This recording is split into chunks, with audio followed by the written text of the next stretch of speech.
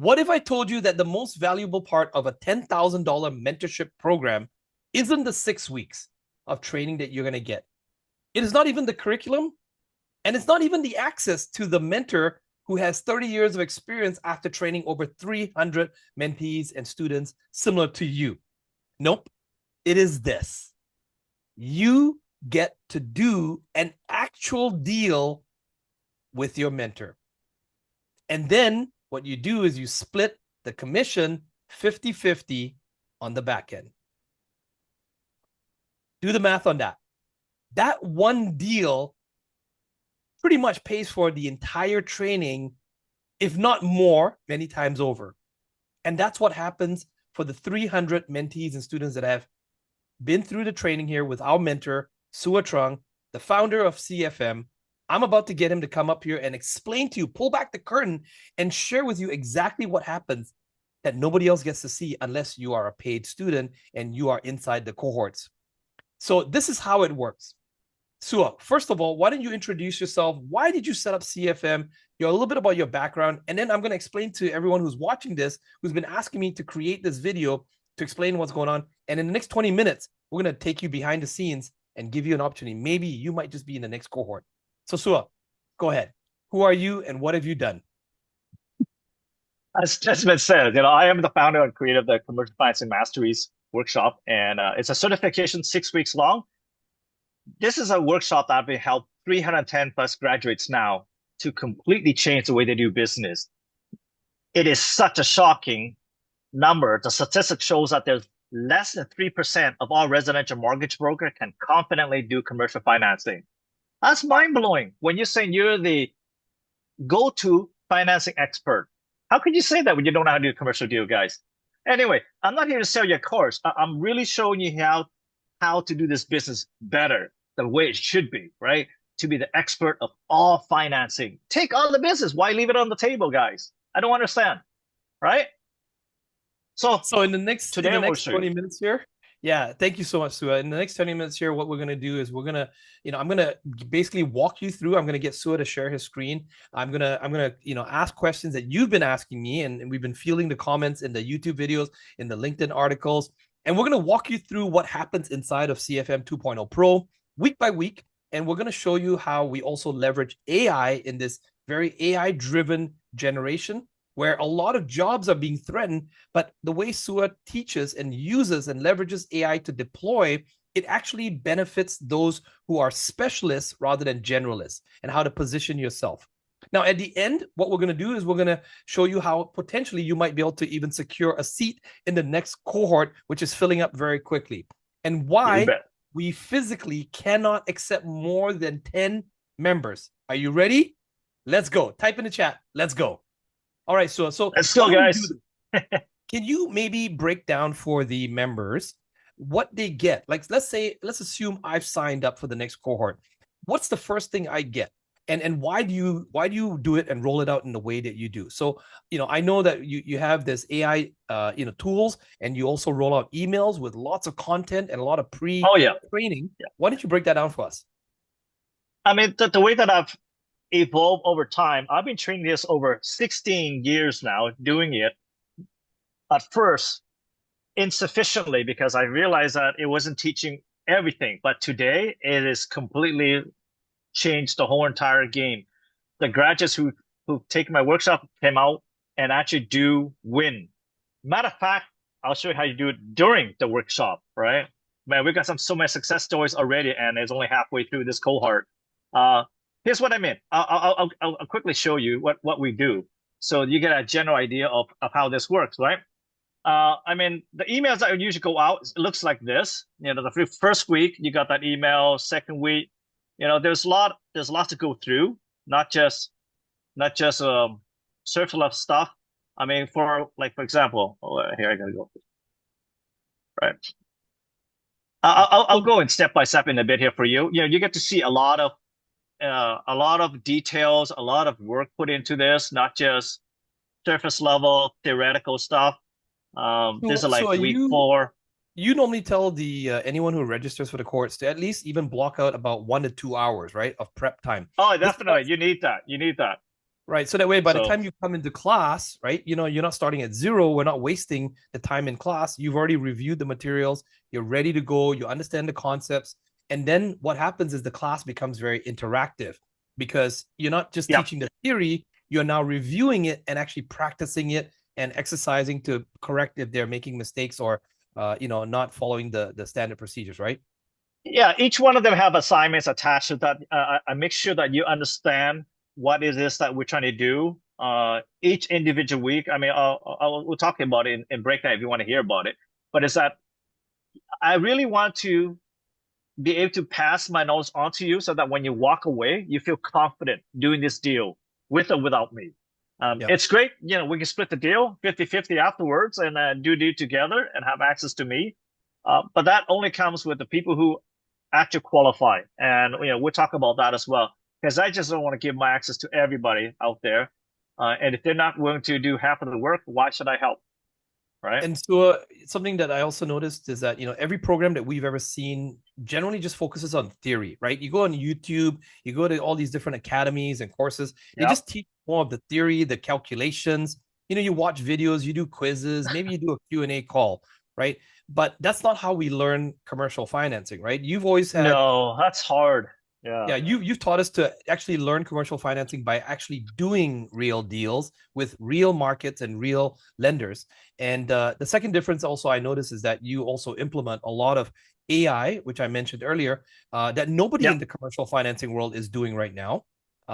So can you share with us a little bit more about what happens after the email sequences? Maybe let's dive into week one, and what someone that comes into week one can expect. And then after that, week 2, week 3, week 4, week 5, and how progressively by the time they get to week 6, they're getting ready to do their first deal with you. Yeah, I mean, week one really covers this. I need to deprogram residential mortgage broking mindset because the way that they're doing in fundamentally, it's very different. It's 180 degrees difference in getting to do the uh, underwriting process itself, analyzing deals and all that stuff. So first, I need to teach them how to think differently because when you're dealing with commercial lenders, all the partners like appraisers, quantity surveyors, environmental, CPA, like accountants, business lawyer, they are very different to deal with. So a lot of it has to do with just not just mindset, but psychology behind it. So if you understand them better, how to access the lenders easier, how to get past gatekeepers, for example, right? We Yeah. go through all of that. And that, and even if at the beginning of the week one, I also demystify what commercial financing is, small business lending is. You get to learn what you can and cannot do. What people are telling you is not the truth. It's what they heard somebody said it, right? Correct. So And I think right one off of the the bat, also clarify so everything. one of the things that you also do is that many of the residential, if you're coming from residential or retail, or even you may have been in the financial industry, a lot of us are not positioning ourselves correctly. Sua spends some time to make sure that you don't get eliminated just because a senior lender or someone, the gatekeepers, they go online, they look up your credentials, and just the way you are presented, you get removed from there, right? So Sua, what is one thing that students can do or are they accomplish just even getting through week one? Well, I mean, week one is learning how to connect with those lenders that you need. Yeah. There is, there is nobody out there that can introduce you to those lenders that you need. If you go to the branch, you will not see them at the front. You not see them inside the branch. They're at the head office somewhere or in the back room somewhere, right? Yeah. How do you access those people? That's the key to get the deals done, Yeah. right?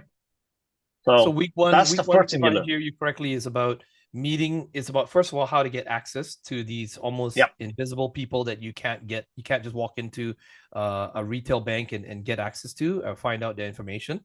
Number two, how to position yourself so that you don't get rejected. Number three is how to understand the psychology of what these people are looking for.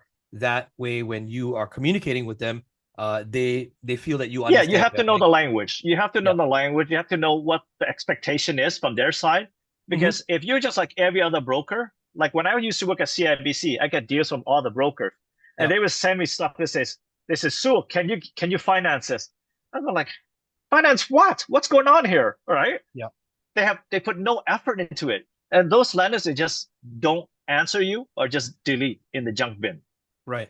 So take us through Right? week 2, week 3. When does it, when, like the interesting stuff, like when, if I want to come in, I want to learn about, like, say, obviously you cover what are the different types of commercial deals. I had no idea when I was first doing residential mortgage. I had no idea that commercial financing had so many variations.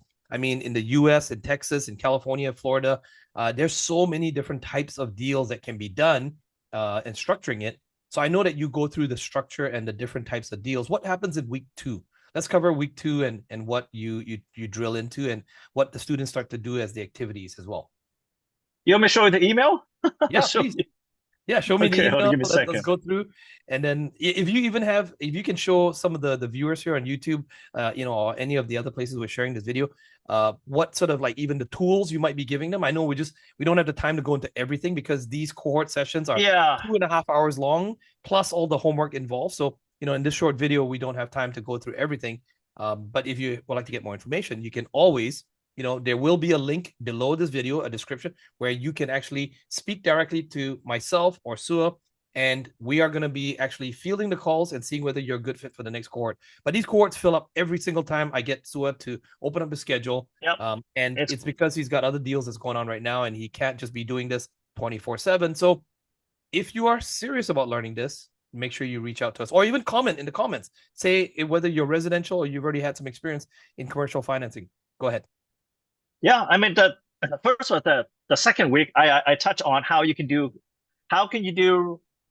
small business lending, commercial lending with residential property even, because a lot of residential mortgage broker are fed incorrect information that you cannot finance residential property on commercial side. That is totally wrong. That is totally a myth, right? I've done many, and a lot of my graduates have done countless residential purchases already. We show you how to do it structured properly, because there is like 5 different channels at every bank. You just have to speak to the right channel to get it done. And how you structure it, position your deal, that is the key to financing residential property on commercial side. It has nothing to do with the zoning. Okay, so I'll get into that in more detail when during the workshop, and I break down into deep dive exactly what it is. We also show how to optimize the LinkedIn so that you're not trying to find a job. You'll be able to get leads, actually, like warm leads from the community that have money, that are business owners, right? We're talking about people who are on there searching for mortgage broker. No, they're searching for people who want to help to grow their business. Yep. Commercial financing, right? Yep. Even And accessing CPAs or lenders. lawyers that are dealing Yep. with, not just not just commercial real estate agents and, others that are helping to find it. So one thing that I remember as well too was you didn't just go through the deal types, the types of commercial deals, but you also explained to many of my alumni members and peers, what sort of deals you don't accept or you stay away from, right? That's it's right. not just about taking every deal. So it's also about how to you're helping the students to prevent them from getting in trouble or taking some unnecessary risks by the types of deals to avoid as well. So that's also definitely important. that's part of the training. It's part of like managing your time, and there's a SOP. I got a standard operating procedure, the process, how to filter out what's a good deal, what's a bad deal, I should investigate this because I have no business on my table, or leave this alone because I got too much. Focus on what's gonna be able to fund. And majority of the mortgage broker out there, they try to take everything that comes their way.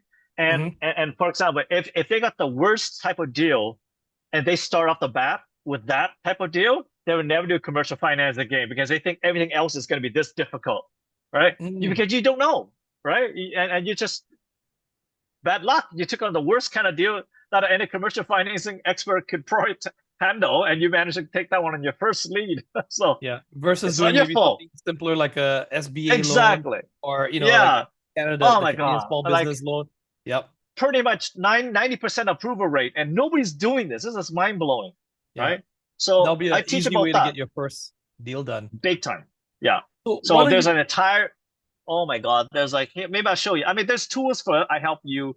I mean, show them the tools. Show them the tools. So show them the tools. This is a quick run tool. Quick run meaning that within seconds, within quickly 2-3 minutes on the phone with the client, I can know if the deal is doable or not doable easily. And same thing with the US. I mean, there's more detail. This is the good stuff that But analytical who guys like puts me. together this kind of tool? Like, where can I I mean, download a tool like this? no, Where can you cannot download this. It took a lot of hours to get this done. I mean, look, we want to make your life easier. So the if you're not formula, into the everything? Yep. analysis, this tool will just save you countless hours. Yeah. So this, Right? you basically leveraged AI, and also this is a proprietary Yep. tool that downloads Yes. 3 years of experience and calculations and things that are never published anywhere. They're not taught in any textbooks or any university courses on how to assess a deal and to see whether it's a viable deal, whether it is tenable or not, right? Yeah. I mean, at the end of the day, you want to know. You want to know. Like, I got a deal here, right? I got a restaurant, and it's a startup. You see this? It's red, so it means don't do it.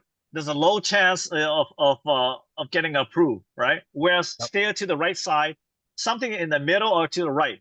You spend most of your time here, you do well. Right. You make money, right? Hey, I finance a ton of sushi restaurant. I finance a ton of nail salon and hair salon. I should have story about that, right? But it's like I was the number one nail salon, small business financing guy in my whole entire community at the beginning of when I first started. Why? Because it just happened. I fell into it. I think I wrote a I wrote a post about that. And you know what? It's a niche that nobody else did. Like it's been so small that nobody cares about it. Not about that they want to do it. Right? They don't want to care about it. But I did well and I make a dime, I make $50,000 finance. I got paid $5,000. I mean, when's the last time you finance a mortgage of 50 grand and you make 5,000? That's a Ain't happening. 10%. That's amazing, right? Yeah, Yeah. it's not happening. Yeah, and they're happy to pay because they can't even get 10 grand, Yep. right? Yep. Right. I think it's fair. So I think it's fair. these are the tools that pays you because your client cannot do this by themselves, right? They don't have these tools. They don't have the ability to calculate on the run to see, Yeah. is this deal's going to fly or not, right? And Whether we it's have the auto investor, the buyer, right? Whether it's exactly. Yeah. Yeah. They don't have these tools. And even in the United States, there's a US portion, and I do the same thing with the US, right? Yeah. So you don't waste your time. As a lot of thing is that you can still do residential, not give it all away. Like you do 80% maybe residential, 20% commercial, and eventually hire somebody, take over your residential profile, right? Your portfolio, and then you focus more on the high end, the high ticket, which is commercial. This is where the big money is. It's because nobody's doing it. I mean, 3% of all mortgage broker across Canada. There's opportunities there for now. There's a lot of money being left on the table. So for week 3, I know that you cover a lot about financial profiling and credit underwriting. That's when we start to get into more of the, it gets into the more technical and the calculation. So, can you break down for us what happens on week 3? Yeah, I mean, the week 3 is really more into getting into the numbers, like looking at. We did some actual deals as well too, right? We were looking at some actual deals on like LoopNet and Zillow, and just by week 3. Yep. Yeah, by week 3 we're doing like active looking at the deals that are live. I have to look at LoopNet, but there's we look at all LoopNet, MLS. You get the Remax 9 commercial website, CBRE commercial website, JLL commercial website. There are tons of so many properties there. And what we did in class was you had each student sort of like find something and bring it, and then we all sort of analyzed it together. We were looking at the financial statements, the business financials, right? You were helping to demystify. That's how you learn. That's how you learn. You like the real life deal, real life, not just bullshit numbers, like real stuff that's on the MLS. And you look at it and said, okay, let's look at this. If my investor comes to me with this, how do I do this? How does this work? What due diligence I need to do? So week 3, we cover all the due diligence. You pretty much can already get the loan approval on week 3. Yeah. Because you do like 80-90% of the work already now versus somebody who sent me nothing at CIBC. Yeah. Right? Yeah, it's about getting pre-qualified, right? Like how do you pre-qualify? That's exactly it. Before you even approach the lender. Yeah. I would have 80% of the work already done by week 3. You can actually take that and submit it and just a quick email saying, hey, I'm just doing inquiry, not a submission yet. I'm inquiring to see whether this is going to fit with the bank, right? Or are you willing to entertain this type of deal? this type of You know client. what's really interesting? I noticed my peers, even myself, like during week 3, it was a critical week. It was like the pivot, because week 1, week 2, we're learning the foundations. And by week 3, you could really see that everyone started to build their confidence. They could start to Yeah, realize that they could actually do this thing. Even no matter what our background was, we had some beginners in there. We had some people that had like that's 15 right. years of First year. experience. But now everyone, you don't need a finance degree. You just need a good, it's not about the right, it's not about the how or the what, it's the right who. And if you have someone like Sua who shows you and introduces you to the right who's, the right team, that's how we started to move. So I really felt that the momentum was picking up on week 3, and then week 4. Why don't you take us through week 4? What did they get in the email, and what's sort of the assignments, and what can they expect on week 4? Yeah, let me grab a quick look first here. Okay, so Yeah, because week 4, basically the whole theme is about client acquisition and fee structures, right? yeah, I mean they're really okay. I mean week 4 is more the breakdown into the creating the executive summary, Yep. meaning that now that they have the surface level stuff, now they're going to transfer to the spreadsheet, looking at financial statements, looking at whether it's notice to reader, review engagement, or is it audited financial statement. Yep. You have to know you speak the language that CPA speak, and Yep. the lenders hear that they oh, this guy's savvy, or this gal is savage. They know what they're looking for. And when you learn how to add back, there is a ton of add backs that you can do on commercial financing that is not allowed in the residential world, right?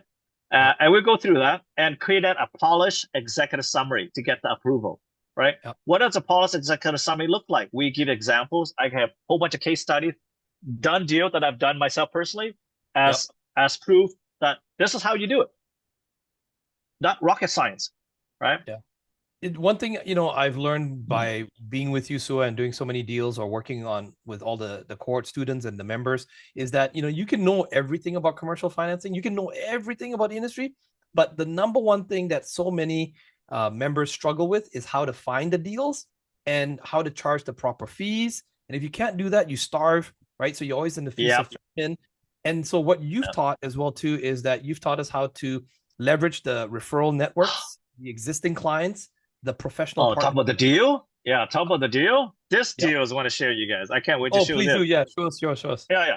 Like this is the one where one of our US partner, right? Yep. And they're also taking the workshop. They're in the cohort. So I did one of my mentees, and they brought this deal. It's like 7.5. I think 7.5 and 7.7 cap rate. It's on the next page. I gotta roll it Incredible. down here. Yeah. Let me go. Let me bring this out of the way. I got so much stuff on my This is a beautiful place. Yeah, 7.5 cap rate. You cannot find this in Western Canada, Toronto. It doesn't exist. Like you In can the probably US, 2, and this is in the 3% cap. US too. This is Dallas, Texas, right? US dollar. Yep. Yeah. Yep. So converted in Canada, it's more than 7.5% cap rate. Yeah. And this is now in 2-3 years when some of the tenants, like this tenants and lease and all that information you find later, the details is that in 2-3 years, it becomes an 8.5% cap rate. You can pull equity out in 2-3 years, all the money you pretty much put in, and buy the next project, buy the next Refinance commercial, and pull the equity out and right? get the next one. So you're rolling it over, right? Yeah, yeah.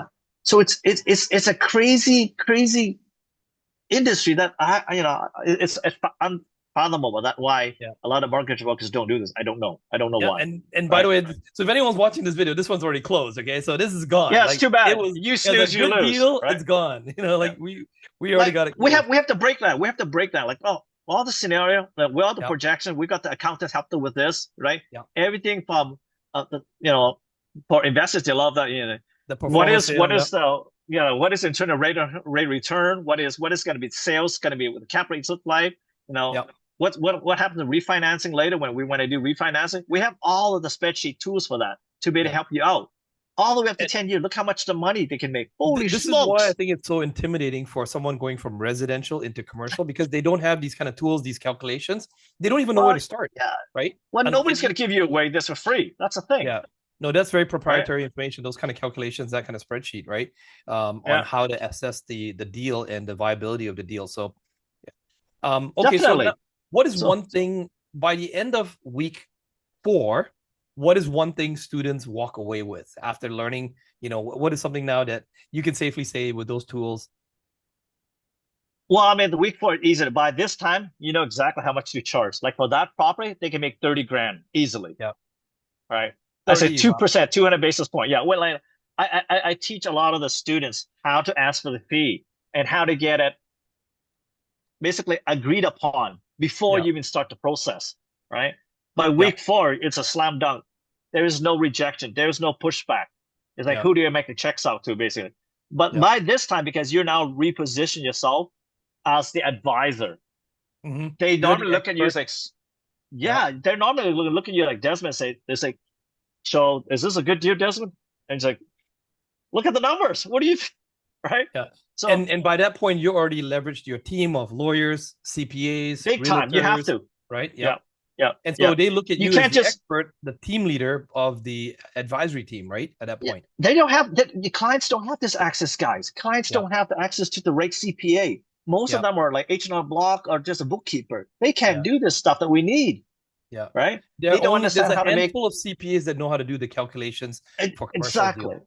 Mhm. And even less when they're going down to the United States where we're actively right now, like in Yep. Texas and Florida, Yep.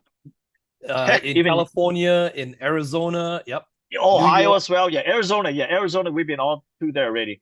Yep. And a lot of these places, investors don't care about the currency exchange rate. The smart one don't give a crap about that. They're looking at Canadian currency devaluing as the days go by. The US is actually whenever they want to bring back repatriate the money, it's actually a lot more.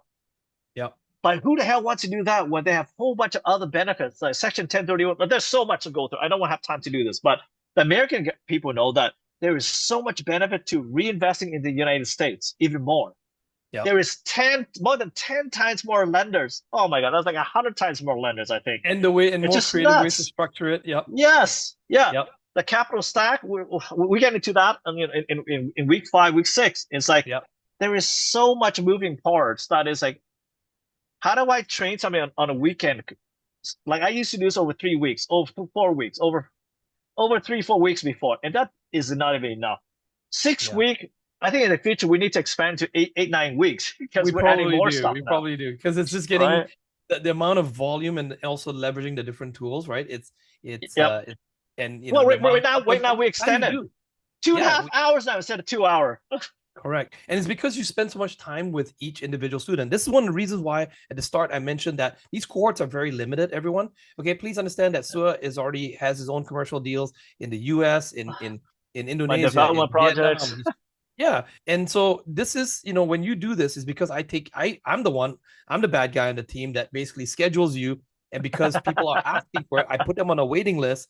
And every time, we tell people to get on the waiting list, some people say, oh, I'm going to do it next week or next It's a later. waiting list. I And, don't. they always miss it. Right. So don't miss out on a great deal just because you made other priorities more of a higher priority than you learning You the skill. snooze, you lose. That's all I got to say. That's right. Like this deal, 30 grand commission, that investor took it right away. There's not Yeah. even Oh like man, it wasn't even on for very long. It was like it was no swiped up really fast. financing, max loan to value financing, done deal.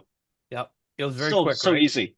How Yeah, much time did it take to close? I think like 2 weeks. Not even like from start to finish. It was very fast, wasn't it? yeah. It didn't take much work because this deal is clean. Like it's a Yeah. clean deal. That's not the thing. And there's a lot of due diligence we help you out with to make sure that the deals are clean, the titles are clean. Yeah. Investors don't know how to do due diligence. They see Yeah. the big money, they're like, wow, right? But So, we have to figure out why they're selling it and all that. so Right? moving on, so let's cover week 5. What this is the exciting stuff where we start diving into like the live deal workshop, right? Obviously, and obviously how to handle the objections as well too. So run me through what happens in week 5 when we actually go into week 5. What So is sort of week like five, yeah, week five, I go into a little bit more about product line because at the end of the day, it's like we're selling a product, right? Loans are different product. Like small business loans, small business is SBA loan in the United States, SBA in Canada. Yeah. There are a lot of different types of loans in Canada that are available, a lot of different loans in the US that are available to their own people. So Americans, wow, 90% loan to value. Like, wow, unsecured 90%. In Canada, we have 85%. So there's huge opportunity. And the amount of approval is just ginormous, even high risk area. Remember earlier I told you about the restaurant deals that are high Yep. risk? Yep. Guess what? Over 50% of the restaurant deals get approved. Wow. I thought 80, 90% get declined, but over half gets approved. It's like, wow, that's Yeah. amazing. I'll put it this way. We had a client that walked in that only needed 30 grand. 30 grand? Yeah, Yeah. 30 grand. But it's a bakery. You don't need a lot of money to start up a bakery. One oven, that's pretty much two oven, right? There's Yeah. not much. Everything's inexpensive. So 30 grand, yeah, but you make over 100 basis points for that 30 grand, right? Correct. How do you make that in the residential side? So so nothing. Underwriting is also very different.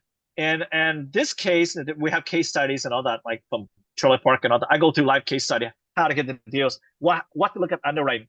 The people drop the ball in assuming that appraisers are on your side. No, on the commercial side, they're not on your side. On the residential No. side, appraisers are on your side. They're trying to find that maybe not so much in today's dropping real estate market, but they still try to help you.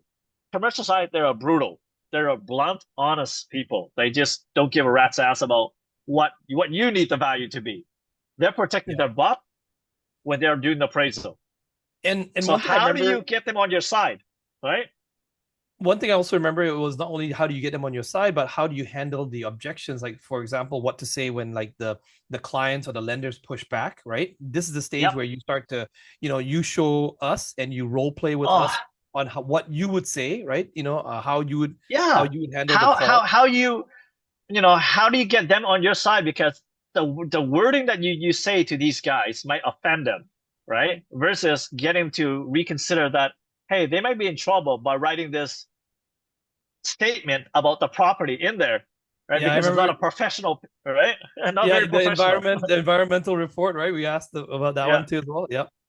yeah. And how you can ask them to please If they're take it not, out. that's right. There are certain things that I've realized that I learned from experience over the years is that sometimes people like are normal. We make a lot of mistakes. Even appraisals make mistakes. They write in there, not realizing that, hey, they're not in a position to say that. If they're Yeah. not in a professional opinion to say that, they should not be saying that. So Yeah. how you, I show you guys how to properly state it in a more professional way to get that removed. Mm. That's how you protect the appraisal report from getting torpedoed by the lender, Okay. right?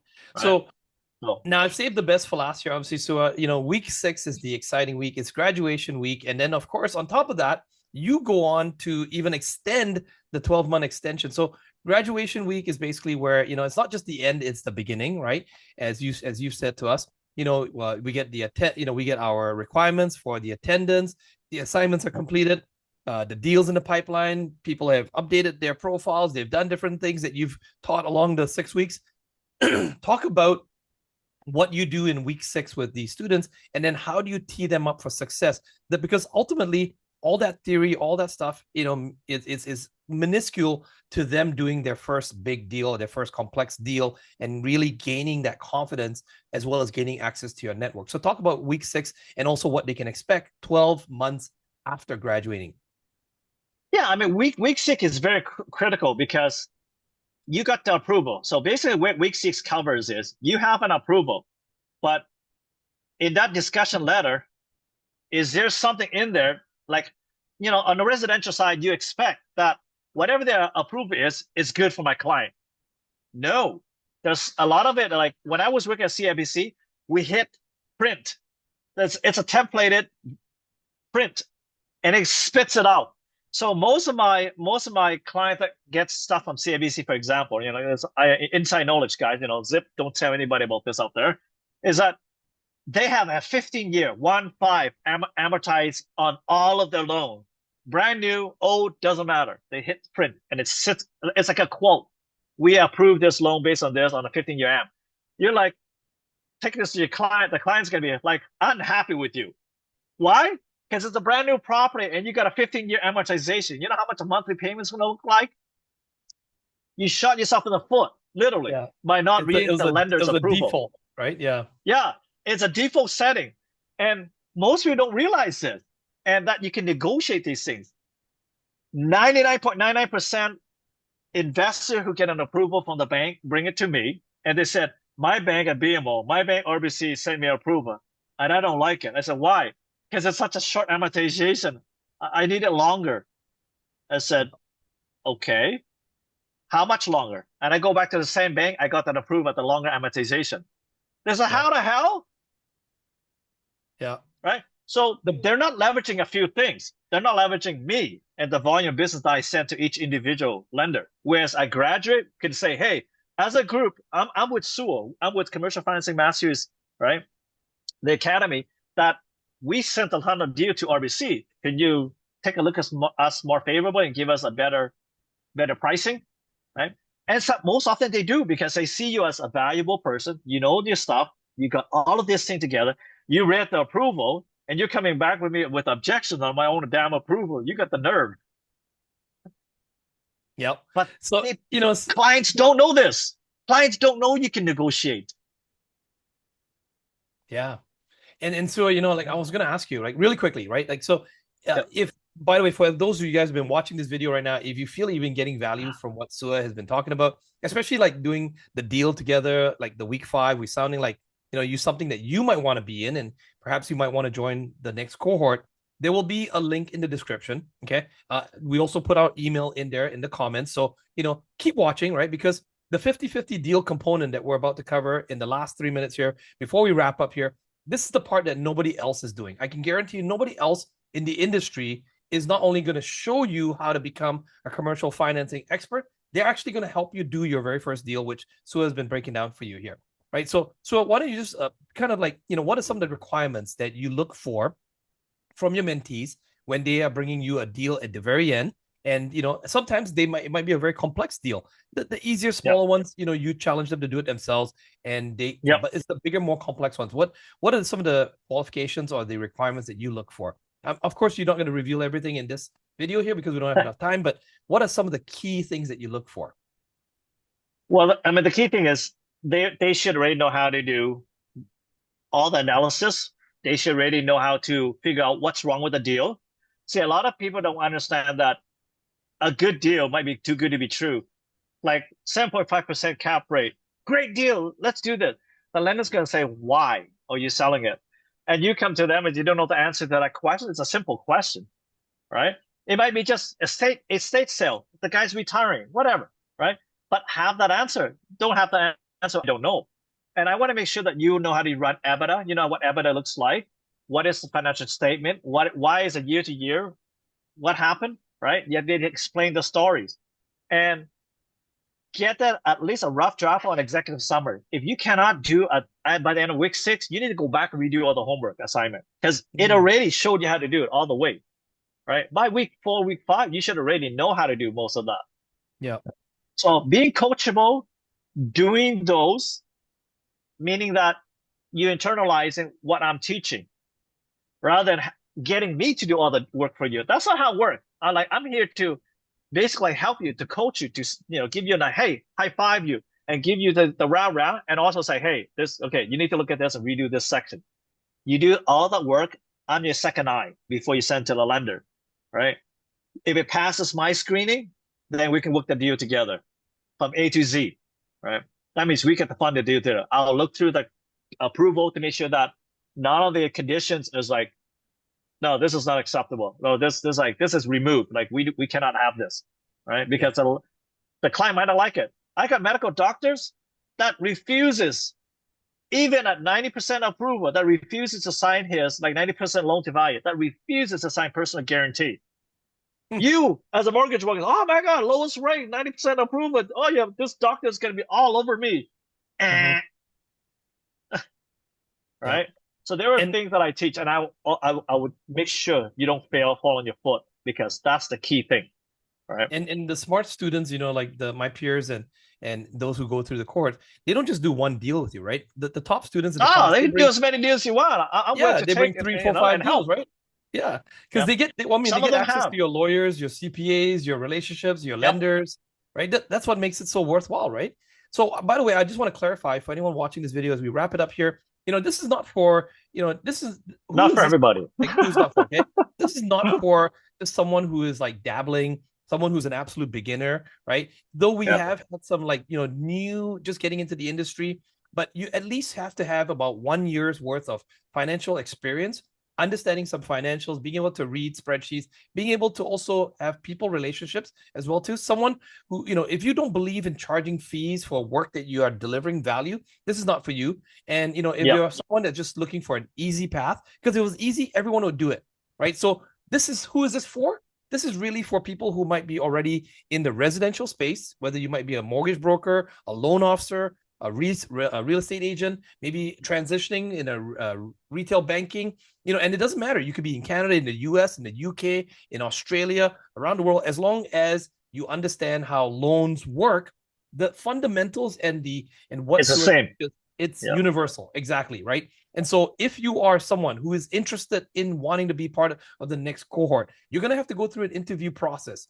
We're going to click the link that's in the description below. You're going to read the information in that page there. You're then going to book a call to either speak with myself, or if it warrants, you might even speak with Sua. And if not, you might speak to one of our other co-founders. And if so, then you're going to be, challenged to get ready for the next cohort. We'll set up the dates and everything for you. Make sure you get your tuition taken care of, get your homework, get all the initial, the assignments done that Sua talks about. Come to class with an empty cup. Make sure that you are ready to learn. And if you are ready for that, Sua, why don't you close off this video? Tell them what you expect of them if they join the next cohort, and we'll wrap it up there. Well, I mean, for me, you get access to me, and like what Desmond said, all of my lender contacts, my partnership, really critical players that you need on your team. 50-50 split, guys. I should be charging 60-40. You get the 40, right? So really, I'm doing most of the carrying at the beginning, and after that, you be happy that you get paid, and everything else is going to smooth running. And you get to keep the client for the next deal and the next deal. I don't, right? So that's the bonus for you. Refinance in 2-3 years. I show how you do that, and that's why I don't want to just close off, because some people learn slow, some people learn fast, but I allow to give you up to 12 months access to me. So that means that right now, you might not have a deal, but in 30-60 days after you graduate, you might have it. Like Teague and Chantal, that they did it 30 to 45 days after to close the deal. Teague made 27 grand. So that's awesome. Yeah. The other girl made 35 grand. Like, heck, I didn't even ask for more. I should have. Maybe we should, right? So, hey, today's price is not going to be tomorrow's price. I'm telling you, if you snooze, you lose, that's right? Exactly it. Yeah. All right, guys. Well, actually, before we go, this is actually so much different than I taught in 2018, okay? This is a version 2.0. We have drastically changed the whole entire program. We have leveraged AI. The appraisal, the 50-60 pages of appraisal I used to took me hours to read. And I've got about a dozen leads. Oh my God, a couple of days to go through it. Today, 5 minutes, I'm done. Yeah. You know how much we're showing Canadian brokers how to do business in the US. We're showing US professionals how to do deals in the hottest locations, such as Texas, Florida, Arizona, California, New York. We're showing you where all the best deals are being done. So it doesn't matter whether you're in Canada or in the US, right? As long as you're coachable and you want this bad enough, reach out to us, contact us. We'll see if you're a good fit. All right. With that, we'll see you guys. Don't forget to subscribe. Comment below what you want to see in the next video. We'll see you in the next video.